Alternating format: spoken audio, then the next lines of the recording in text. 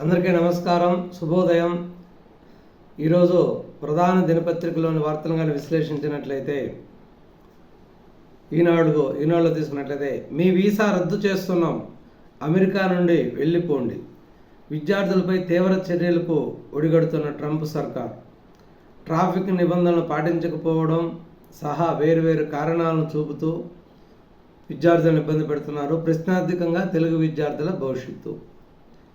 అమెరికాలో ట్రంప్ అనాలోచిత నిర్ణయాల కారణంగా భారత విద్యార్థులు బెంబేలెత్తుతున్నారు. ఎందుకంటే అక్కడ చిన్నపాటి తప్పులు చేసిన, ట్రాఫిక్ నిబంధనలు అతిక్రమించినా, ఎక్కువ స్పీడ్ పోయినా కూడా వెంటనే వాళ్ళని పట్టుకొని వాళ్ళని మీరు ఇండియా వెళ్ళిపోండి, ఇక్కడ ఉండొద్దు అని వార్నింగ్ ఇస్తూ ఇండియా పంపించే ఏర్పాట్లు కూడా చేస్తున్నారు. ఎవరికి నోటీసులు వస్తున్నాయి?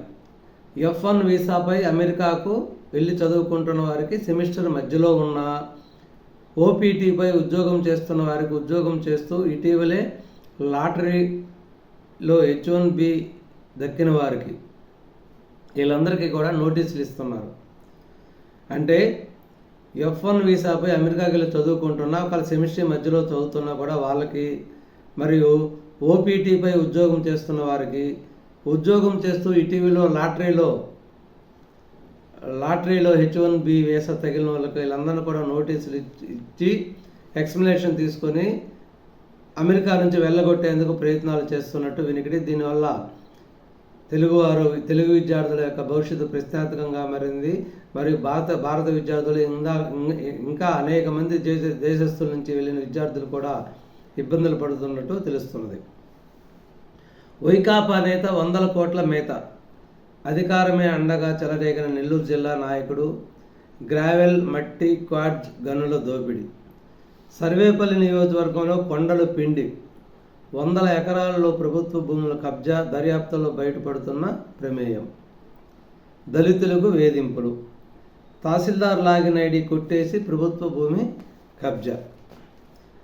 ఈ నెల్లూరు జిల్లాలో ఒక నాయకుడు గ్రావెలు మట్టి కొండలు ఎక్కడున్నా కూడా అవన్నీ కూడా హోల్సేల్గా అమ్ముకోవటం జరిగింది. అదేవిధంగా తహసీల్దార్ లాగిన్ ఐడి కూడా తీసుకొని ప్రభుత్వ భూములు కూడా ప్రైవేట్ భూములుగా మార్చి అనేక భూ కబ్జాలకు పాల్పడ్డట్టు ఆరోపణలు వస్తున్నాయి.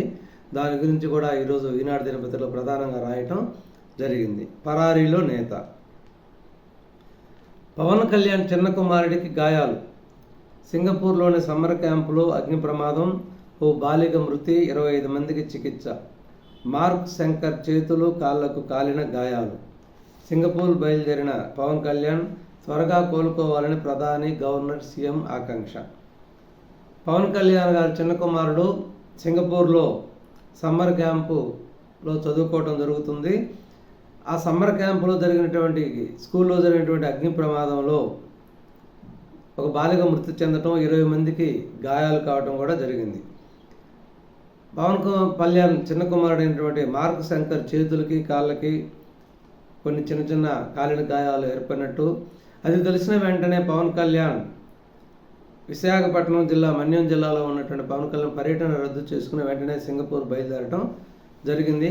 ప్రధానమంత్రి, గవర్నర్, సీఎం కూడా పవన్ కళ్యాణ్ గారి కుమారుడు త్వరగా కోలుకోవాలని ఆకాంక్షించడం జరిగింది.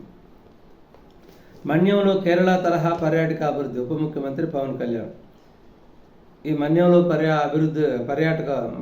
పర్యటిస్తున్నటువంటి పవన్ కళ్యాణ్ కూడా కొడుకు ప్రమాద వార్త విని వెంటనే సింగపూర్ బయలుదేరిపోవడం జరిగింది.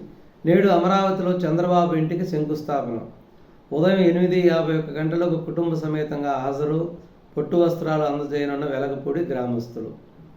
ఎటుకేలకు చంద్రబాబు నాయుడు గారు అమరావతిలో ఇంటికి శంకుస్థాపన చేయడం జరిగింది. ఒక రకంగా ఇది పవన్ కళ్యాణ్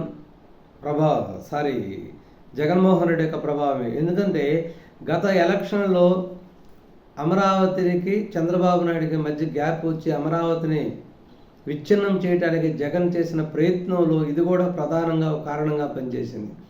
ఏమంటే, నేను ఇక్కడ ఇల్లు కట్టుకున్నాను, ఇక్కడ రాజధాని డెవలప్ చేయాలనే ఉద్దేశంతోనే నేను ఇల్లు కట్టుకున్నాను, చంద్రబాబు నాయుడు అమరావతి రైతులను మోసం చేస్తున్నాడు, ఇక్కడ ఇల్లు కూడా కట్టుకోలేదు, అమరావతిని డెవలప్ చేయరు, ఇది టోటల్గా హోల్సేల్గా ప్రైవేట్గా అమ్ముకుంటాడు అని అనేక రకాల ఆరోపణలు చేసి, మీకు ఇల్లు కూడా లేదనే ప్రచారం చేసి కొంతవరకు అక్కడ రైతులను నమ్మించడంలో సక్సెస్ కూడా అయ్యారు. సరే, ఎట్టకేలకు ఆ యొక్క అతని విశ్వరూపం నిజస్వరూపం బయటపడింది. ప్రజలు తెలుసుకున్నారు. ప్రజలు తెలుసుకొని ఇక నష్టపోతున్న రాష్ట్రాన్ని రక్షించుకోవాలనే ఉద్దేశంతో ఎట్టకేలకు మళ్ళీ తిరిగి ఎన్డీఏ ప్రభుత్వాన్ని తెచ్చుకోవడం జరిగింది. అతి ఘోరంగా వైకాపాను ఓడించడం జరిగింది. ఇప్పుడు తిరిగి మరలా అధికారాన్ని చేపట్టినటువంటి ముఖ్యమంత్రిగా ఉన్నటువంటి చంద్రబాబు నాయుడు ఎట్టకేలకు అమరావతిలో ఒక 5 ఎకరాల పొలాన్ని రైతుల దగ్గర నుంచి కొని సచివాలయానికి అతి సమీపంలోనే ఈరోజు గృహ నిర్మాణానికి శంకుస్థాపన చేయటం జరుగుతుంది. పటేల్ స్ఫూర్తితో మతతత్వంపై పోరు. ఆయనకు నెహ్రూతో సత్సంబంధాలే ఉండేవి, విభేదాలు ఉన్నట్లు భాజపా చిత్రీకరిస్తుంది. విస్తృత సిడబ్ల్యూసిలో ఖర్గే. పటేల్ సర్దార్ వల్లభాయ్ పటేల్ పుట్టింది పెరిగింది కాంగ్రెస్లోనే. అతని మీద పూర్తి హక్కులు ఉండేది మాకే. నెహ్రూకి ఆయనతో సత్య సంబంధాలే ఉండేవి, ఎటువంటి విభేదాలు లేవు, విభేదాలు ఉన్నట్టు బీజేపీ చిత్రీకరిస్తుంది అని చెప్పి నిన్న జరిగినటువంటి సిడబ్ల్యూసీలో విస్తృత స్థాయి చర్చలో ఖర్గే పేర్కొనడం జరిగింది. ముఖ్యమంత్రి చైర్మన్గా జలహారతికి కార్పొరేషన్, ఉపాధ్యక్షుడిగా జలవనరుల శాఖ మంత్రి, వరద జలాల సద్వినియోగం కోసమే ఏర్పాటు, 5 కోట్ల పెట్టుబడి వాటా ప్రభుత్వ ఉత్తర్వులు. ఎట్టకేలకు నదుల అనుసంధానానికి అతిపెద్ద ముందడుగు వేయటం జరిగింది. బనకచెర్ల ప్రాజెక్టుని ముందుకు తీసుకుపోయేదానికి వీలుగా ముఖ్యమంత్రి చైర్మన్గా రాష్ట్ర పరిధిలో ఒక జలహారతి కార్పొరేషన్ ఏర్పాటు చేయడం జరిగింది. దీనికి ఉపాధ్యక్షుడిగా జలవనరుల శాఖ మంత్రి మరియు ఎండీగా సీఈఓగా అధికారులు ఉంటూ దీన్ని ముందుకు తీసుకుపోవాలి. దీనికి ప్రభుత్వ వాటా కింద 5 కోట్ల పెట్టుబడి వాటా ఇస్తున్నాము అని చెప్పి ప్రభుత్వం ఉత్తర్వులు ఇవ్వటం జరిగింది. దీంట్లో ప్రధాన ఉద్దేశం పోలవరం బనకచెర్ల అనుసంధానమే ప్రధానంగా ఉంటుంది. దీనివల్ల రాష్ట్రం పూర్తి స్థాయిలో సస్యశ్యామలం అవుతుంది. పోలవరం ఈ బనకచెర్ల రెండూ కూడా ఆంధ్రప్రదేశ్ రాష్ట్రానికి జీవనాడిలాగా పనిచేస్తాయి. ఆంధ్రప్రదేశ్ రాష్ట్రంలోని అన్ని ప్రాంతాలు 3 ప్రాంతాలు కూడా, అంటే రాయలసీమ, ఉత్తర కోస్తా, దక్షిణ కోస్తా 3 ప్రాంతాలు కూడా సస్యశ్యామలం అవుతాయి. ఎటువంటి నీటిపారుదల అసౌకర్యం అనేది ఉండకుండా మనం దీన్ని సద్వినియోగం చేసుకోవచ్చు అనే ఉద్దేశంతో ఈ ప్రాజెక్టుకు రూపకల్పన చేయడం జరిగింది. దీన్ని కేంద్ర ప్రభుత్వం నుంచి కూడా ఒప్పించి అనుమతులు తెచ్చుకునే విధంగా చర్యలు ప్రారంభించడం జరిగింది. దీనికి కావలసిన నిధులు ప్రైవేటుగా బ్యాంకుల నుంచి కానీ ప్రజల నుంచి కానీ బాండ్ల ద్వారా కానీ సేకరించి ఒక కార్పొరేషన్ ఏర్పాటు చేసి నిధులు సమకూర్చి దీన్ని ఈ ప్రాజెక్టుని ముందుకు తీసుకుపోవాలనే ఉద్దేశంతో ప్రభుత్వం ఒక జలహారతి కార్పొరేషన్ ఏర్పాటు చేసి దానికి ముఖ్యమంత్రి చైర్మన్ గాను, జలవనరుల శాఖ మంత్రి ఉపాధ్యక్షుడిగాను ఉండి దీన్ని ఈ ప్రాజెక్ట్ని త్వరగా మొదలుపెట్టి వీలైనంత త్వరగా అయిపించేందుకు ప్రభుత్వం చొరవ తీసుకుంటుంది. ఇది కానీ జరిగినట్లయితే నిజంగా ఆంధ్రప్రదేశ్ ప్రజలు చాలా ధన్యులు. ప్రజల వద్దకే పాస్పోర్ట్ సేవలు, మీ ఊరిలోనే ప్రక్రియ పూర్తి. మారుమూల ప్రాంతానికి వెళ్లేందుకు సిద్ధమైన సేవా వాహనం. వ్యాన్లో వేలిముద్రలు, ఫోటోలు తీసుకుంటున్న పాస్పోర్ట్ కార్యాలయ సిబ్బంది వేలిముద్రల సేకరణ. ప్రజల వద్దకు పాలనగా ప్రజల వద్దకు పాస్పోర్ట్లు కూడా ఇక పాస్పోర్ట్ ఆఫీసు పోయి తిరిగేటటువంటి ఇబ్బందులు లేకుండా పాస్పోర్ట్ ఆఫీసునే ప్రజల వద్దకు తీసుకుపోయే విధంగా ప్రభుత్వం ఏర్పాటు చేయడం జరిగింది. ఇది ప్రజలకు చాలా ఉపయోగకరంగా కూడా ఉంటుంది. పాస్పోర్ట్ కార్యాలయం చుట్టూ తిరిగేటటువంటి ఇబ్బంది కూడా ఉండకపోవచ్చు. పోలీసులను బట్టలోటు తీసి నిలబెడతాం. పోలీసులను ముందు పెట్టి చంద్రబాబు రాజకీయం చేస్తున్నారు. వైకాపా అధ్యక్షుడు జగన్ ఆరోపణ. విలేకరులతో మాట్లాడుతున్న జగన్. ఓడదీయడానికి యూనిఫామ్ అరటి తొక్క కాదు, జగన్కు రామగిరి ఎస్ఐ కౌంటర్.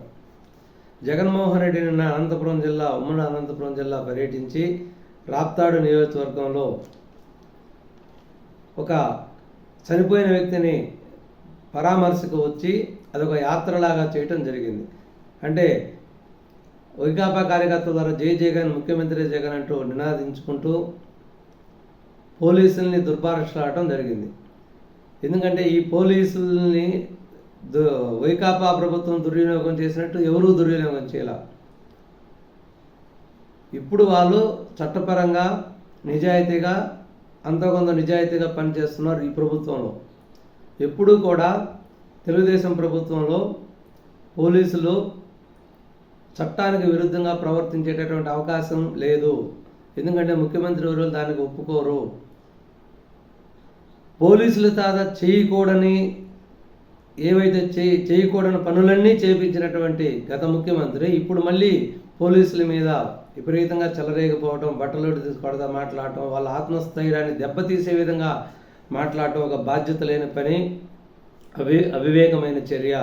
కాబట్టి ఇటువంటి చర్యలను మానుకోవాలి. ఎప్పుడూ కూడా మీరు ప్రతిపక్షం నాయకులను విమర్శించుకోండి, నాయకులను ఏమైనా చేసుకోండి, కానీ డిపార్ట్మెంట్ వాళ్ళని విమర్శించి వాళ్ళ ఆత్మస్థైర్యాన్ని దెబ్బతీయొద్దు. ఇది ఒక రకంగా రాజద్రోహం అని కూడా చెప్పుకోవచ్చు. ఇది ఈరోజు వార్తల్లోని ప్రధాన అంశాలు. నమస్కారం, ధన్యవాదాలు.